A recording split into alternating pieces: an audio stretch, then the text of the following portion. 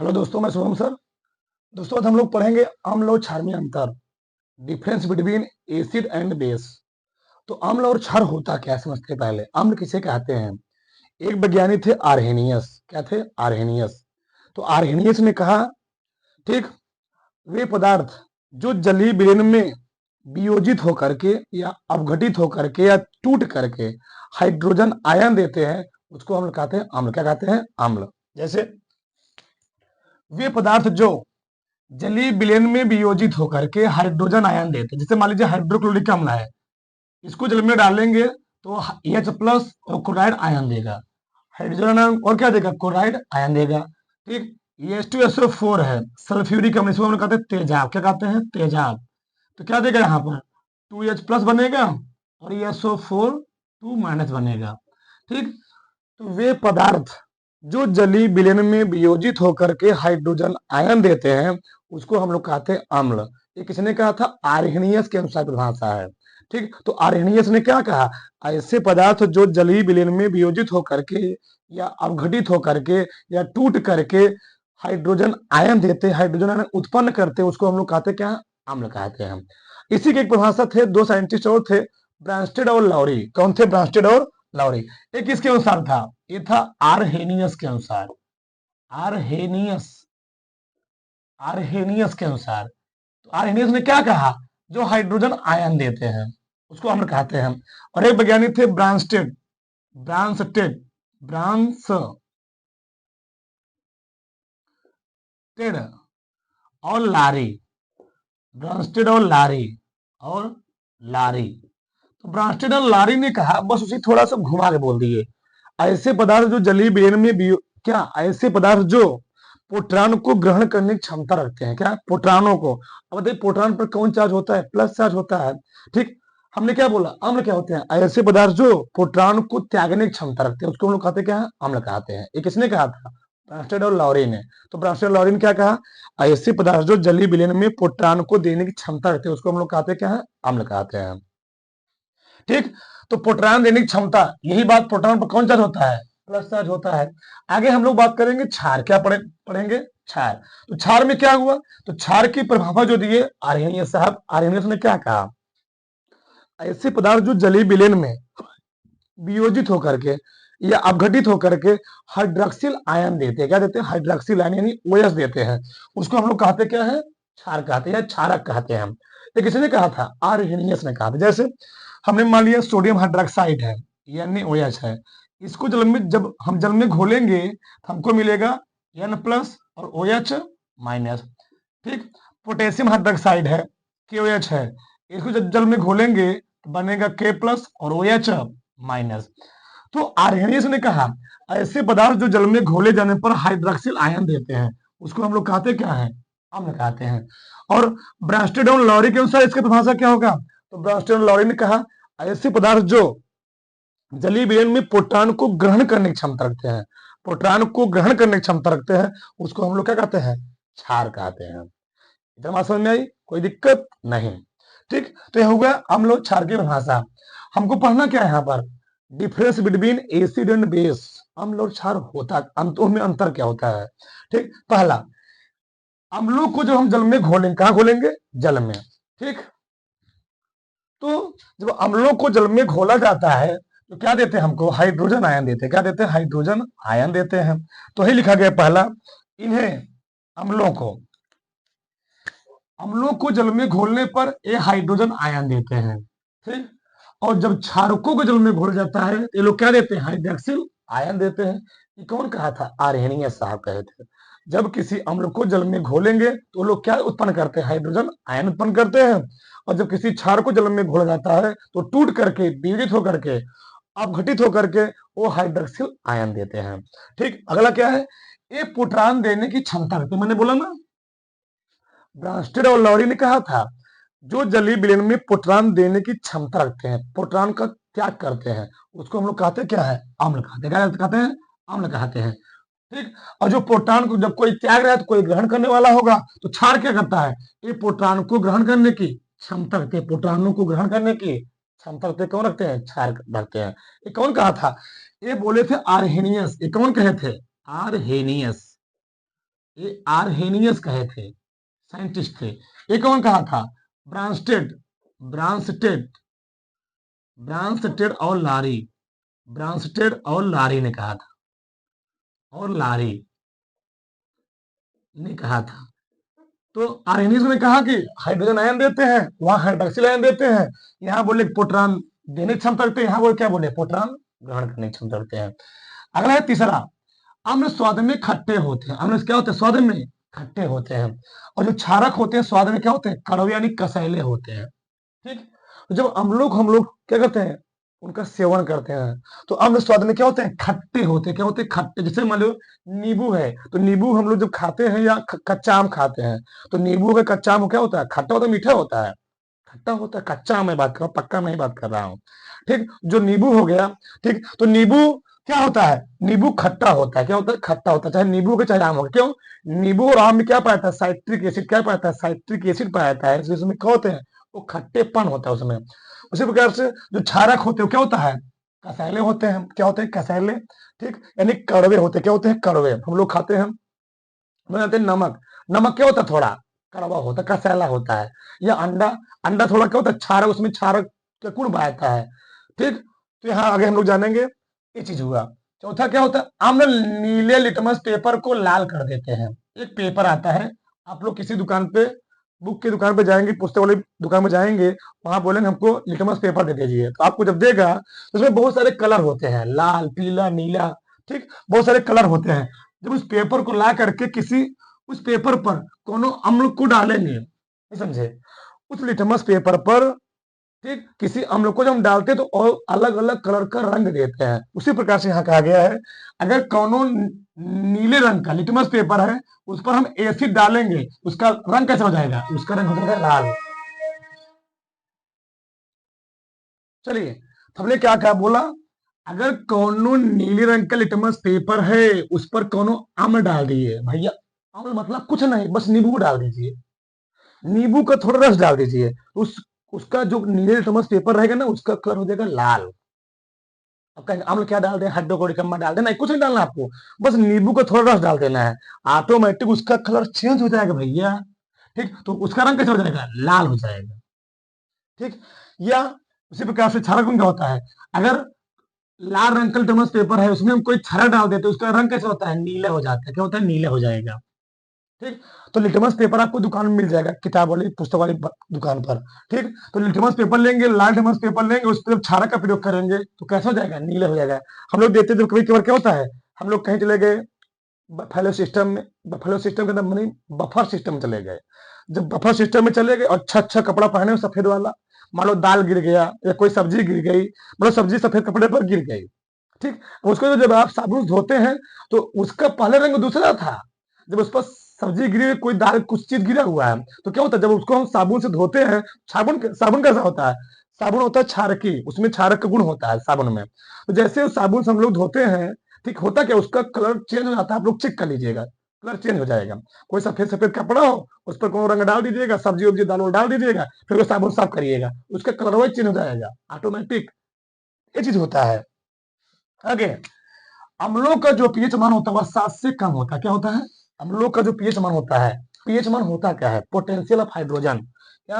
Potential of hydrogen, potential, potential of hydrogen, potential of hydrogen. ठीक, तो पोटें जो pH मान का फुल नाम होता है वो क्या होता है? पोटेंशियल ऑफ हाइड्रोजन होता है। पीएच मान की खोज जो किए थे, वो किए थे सोरेनसन नामक वैज्ञानिक ने। किसने किया था? पीएच मान की खोज किए थे सोरेनसन नामक वैज्ञानिक ने, सोरेनसन। और उन्होंने बताया था जो किसी पदार्थ का पीएच मान होता है वह 0 से लेकर के 14 तक होता है।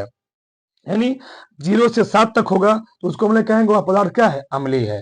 7 से लेकर 14 तक होगा पदार्थ क्या होगा? क्षारीय होगा। यानी 0 से 7 तक हम लोग बोलते हैं यह पदार्थ अम्लीय होगा, और 7 से 14 के बीच में क्या होगा? क्षार की गुण इंडिकेट करेगा, प्रदर्शित करेगा। ठीक, चलिए आगे देखते हैं। जो क्षारकों का पीएच मान कितना होता है? 7 से अधिक होता है।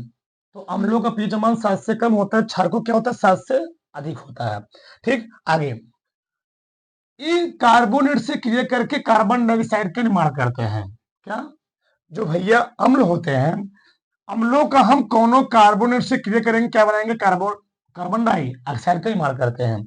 और जब क्षारकों को इनकी क्रिया करवाई जाती है तो क्षारक कार्बोनेटों से क्रिया नहीं करते हैं, बल्कि जब इनकी ये क्या करते हैं, ये कार्बन डाइऑक्साइड को एब्जॉर्ब करते हैं। क्षारक क्षारक जो होते हैं, जो क्षारक होते हैं, वो कार्बन डाइऑक्साइड को क्या करते हैं, एब्जॉर्ब कर लेते हैं।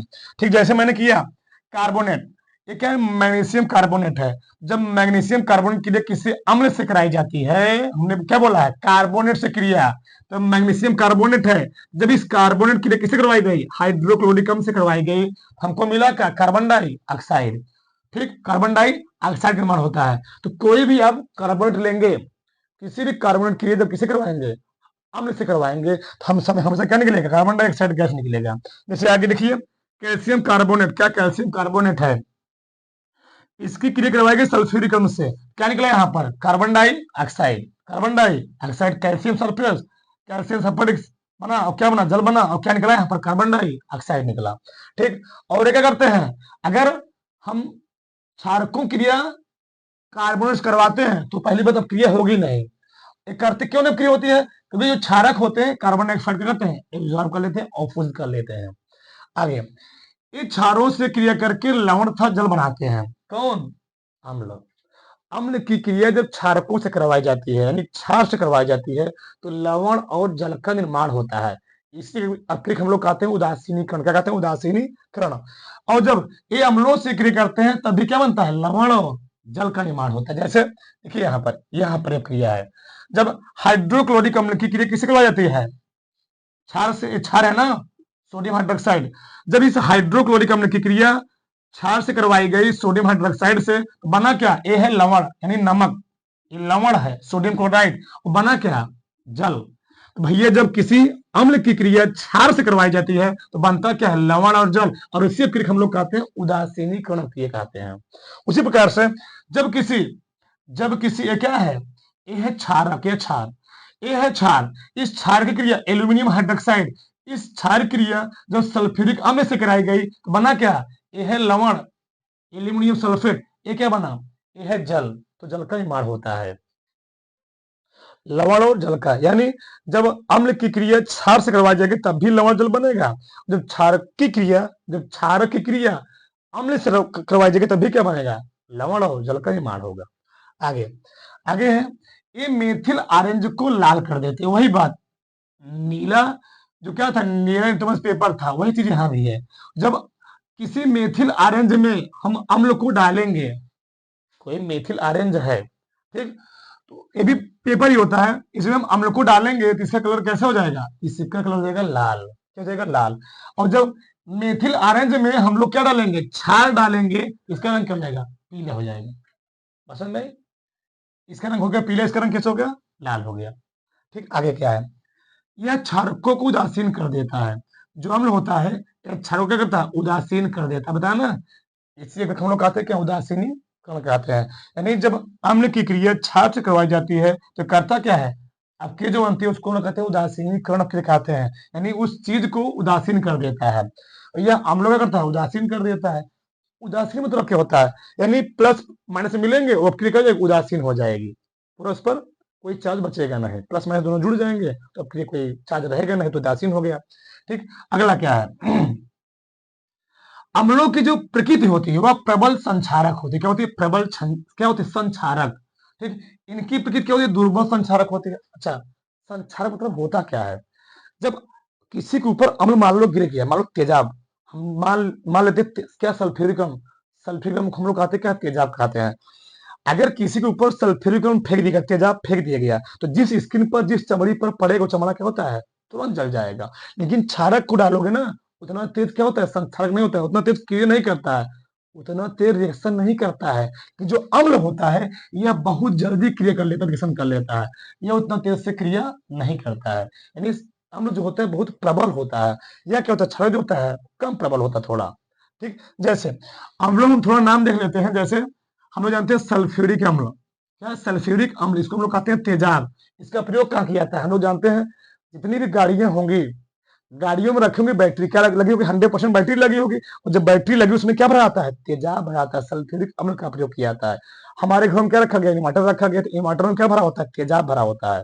ठीक ठीक, तो इसका प्रयोग बहुत ज्यादा मात्रा में किया जाता है फैक्ट्रियों में। सल्फ्यूरिक अम्ल यानी तेजाब का प्रयोग बहुत ज्यादा मात्रा में किया जाता है, इसको हम लोग कहते हैं सल्फ्यूरिक अम्ल, तेजाब कहते हैं। ये हाइड्रोक्लोरिक अम्ल, हाइड्रोक्लोरिक अम्ल कहाँ पाया जाता है? हमारे पेट में पाया जाता है। जितने भी इंसान होते हैं, इंसानों के पेट में क्या पाया जाता है? हाइड्रोक्लोरिक अम्ल पाया जाता है। हाइड्रोक्लोरिक अम्ल करता क्या है? जो हम लोग खाना खाते हैं, भोजन कर रहे हैं, पहले भोजन कहाँ आता है? हमारे मुख में गया, तो मुख में होते हैं दो एंजाइम, एक टैलिन और एक लाइसोजाइम। ये क्या होता है? टैलिन और लाइसोजाइम। तो लाइसोजाइम करता क्या है? लाइसोजाइम जो हम लोग क्या है, कहीं मार्केट से आ रहे हैं, कहीं स्टॉल घूम के आ रहे हैं, बिना हाथ धोए क्या किए? लगता है खाना खाने लगे, तो हमारे हाथों में क्या लगे होते हैं? बहुत सारे बैक्टीरिया होते हैं, जीवाणु होते हैं। खाना वैसे खा रहे हैं, तो जब जीवाणु बैक्टीरिया जाएंगे तो हमारे शरीर क्या करेंगे? डिफेक्टिव करेंगे। तो जो हमारा मुंह में कौन सा एंजाइम पाया जाता है? लाइसोजाइम करता है, उस जीवाणु को मारने का, किल करने का काम करता है। मान लो, और टैलिन करता क्या है? और भोजन में लुगदी मिलाने का काम करता है, उसको मिलाने का काम करता है, लार को। ठीक, मान लो जो बैक्टीरिया बच गए, वो कहाँ जाएंगे? पेट में जाएंगे। तो पेट में जो हाइड्रोक्लोरिक अम्ल होता है वो इंतजार करता है, आओ बचो आओ, मैं तुम्हारा स्वागत करना है, आओ आओ। तो हाइड्रोक्लोरिक अम्ल वहां रहता है, और करता का जो बैक्टीरिया आते हैं उनको क्या करता है? जीवाणु को मारने का काम करता है। निकलता कहाँ से है? हमारे पेट में क्या होते हैं? जठर ग्रंथियां पाती, क्या पाती है? जठर ग्रंथियां। उससे निकलता क्या? जठर रस, वहीं से निकलता है हाइड्रोक्लोरिक अम्ल। ठीक, तो हमारे पेट के 3 भाग होते हैं, पाइलोरिक, फंडिक और कार्डियक, आगे बताएंगे, इसको जानोगे। ठीक, ये चीज यहाँ पर है। हाइड्रोक्लोरिक अम्ल कहाँ पाता है? हमारे पेट में पाया जाता है। एक क्या है? नाइट्रिक अम्ल, ये भी खतरनाक होता है। जो हम लोग पहनते हैं, जीन्स का पैंट पहनते हैं, कपड़े पहनते हैं, तो लगभग लगभग उसकी रंगाई के लिए इसी का प्रयोग किया जाता है, नाइट्रिक अम्ल का प्रयोग किया जाता है। एस्टिक अम्ल है सिरका, हम लोग सिरका खाते हैं। सिरका कैसे बनता है? हम लोग करते गाँव में होता क्या है? गन्ना, गन्ने को किसी बोतल में, किसी डिब्बे में, किसी ड्रम में भर के रख दिया गया 4-5 महीने के लिए। 4-5 महीने के ड्रम में भर रख दिया गया, उसमें क्या होती है? गंध आने लगती है, बदबू आने लगती है। फिर क्या होता है? उसमें बड़े बड़े कीड़े पड़ जाते हैं। लोग उसको छान के निकाल लिए, उसको गर्म किया जाता है, गर्म करके मार्केट में सप्लाई किया गया, लोग उसको चाव से खाते हैं। उसमें कोई फल डाल दिए। ठीक, वही होता है सिरका। तो सिरका सूत्र है CH3 सीड वालों। ये क्या है? फास्फोरिक अम्ल। क्या है? फास्फोरिक अम्ल है। तो भैया कुछ अम्ल हो गए, उसी प्रकार से कुछ क्षारक। ये है सोडियम हाइड्रोक्साइड। क्या है? Sodium hydroxide. ये किसमें पाया था? साबुन में। कहाँ पाया था? साबुन में। ये क्या है? Potassium hydroxide. ये क्या है? Calcium hydroxide. ये क्या है? Magnesium hydroxide. ये क्या है? Ammonium hydroxide. तो क्षारक है। क्या है? क्षार है। ठीक, आगे। अम्ल धातुओं से क्रिया करके हाइड्रोजन गैस मुक्त करते हैं। जब भी अम्लों की क्रिया धातुओं से कराई जाएगी तो क्या निकलेगा? हाइड्रोजन गैस मुक्त होगा। दिखाते हैं आपको, हम और दिखाते हैं, चलिए हम और देख लेते हैं। जैसे मान लीजिए हमने धातु में कोई लिया, सोडियम धातु है। ठीक, तो सोडियम धातु है तो करे है, सोडियम धातु क्रिया हमने किससे करवा दिया? चलो, हमने मान लो हाइड्रोक्लोरिक अम्ल से करवा दिया। क्या बनेगा यहाँ पर? NaCl बन गया, NaCl, और क्या निकल जाएगा? H2 निकल गया। ठीक, जब धातुओं की क्रिया किससे करवाई जाती है? अम्लों से कराई जाती है, बनता क्या? हाइड्रोजन गैस मुक्त होता है। उसी प्रकार से जब प्रबल क्षारक की क्रिया धातु से कराई जाती है, बनता तब क्या निकलता है? हाइड्रोजन गैस मुक्त होता है। जब क्षारकों क्रिया धातु किससे कराई जाती है? जब क्षारकों क्रिया धातुओं से यहाँ मैं क्या लिखा हूँ? क्षारक क्रिया धातुओं से कराई जाती है, तब क्या निकलता है वहां पर? तो वहां भी हाइड्रोजन गैस क्या होता है? रिलीज होता है, मुक्त होता है। ठीक, तो वही बात है, अगर चाहे हम करें धातु, चाहे कहें, ठीक, यहाँ पर धातु क्रिया किससे हो रही है? अम्ल से, तब भी निकला हाइड्रोजन। यहाँ पर धातु क्रिया से किससे हो रही है? क्षार से, तभी क्या निकला? हाइड्रोजन गैस निकला। ठीक, अगला क्या है? अगला है, ये धातु ऑक्साइडों से क्रिया करके लवण तथा जल बनाते हैं। जब अम्लों क्रिया धातु ऑक्साइडों से कराई जाती है, धातु ऑक्साइड क्या होते हैं? यानी धातु क्रिया जब ऑक्सीजन कराएंगे क्या बनेगा? धातु ऑक्साइड बनेगा। और उस बने धातु ऑक्साइड की जब हम अम्ल से करवाएंगे तो क्या बनेगा? लवण और जल का निर्माण होगा। जैसे जेडेनो क्रिया किससे करवाई गई?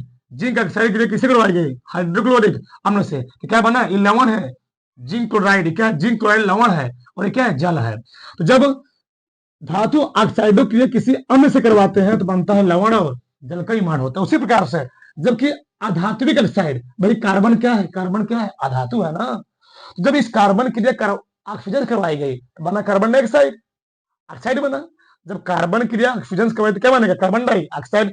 उस बने कार्बन डाइऑक्साइड क्रिया जो हम क्षार से करवाते हैं तो बनता क्या है, लवण और जल।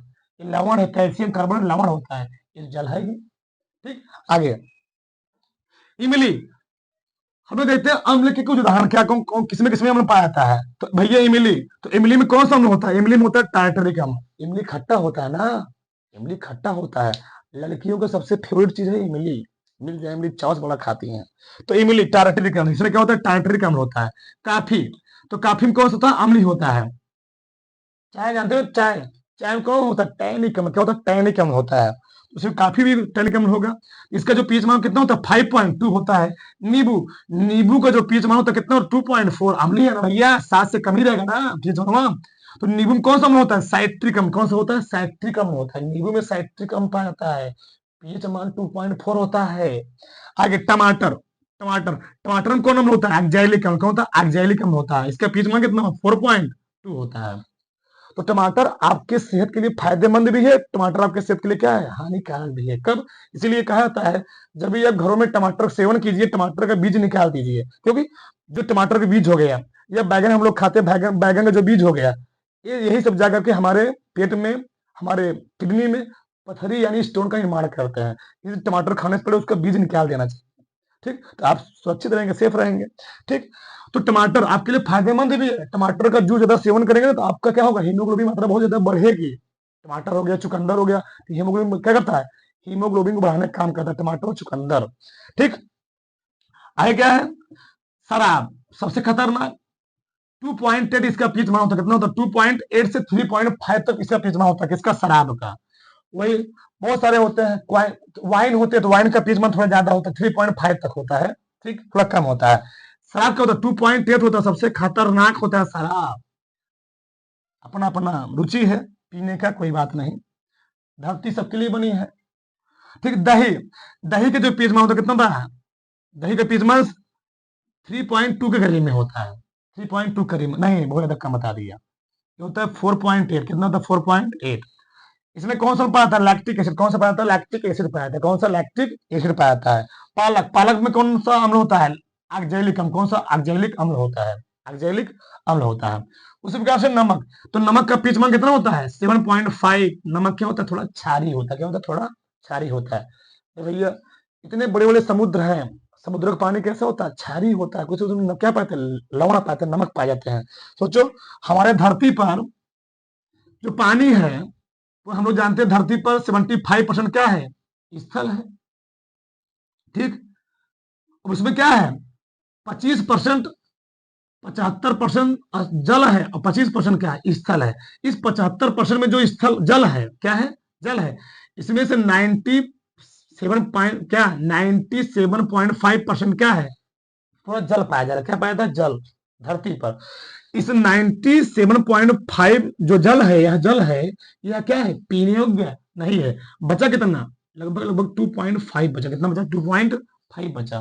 तो 2.5 जो परसेंट जल है वह कहाँ पाया है, नदियों में, तालाबों में, कुओं में।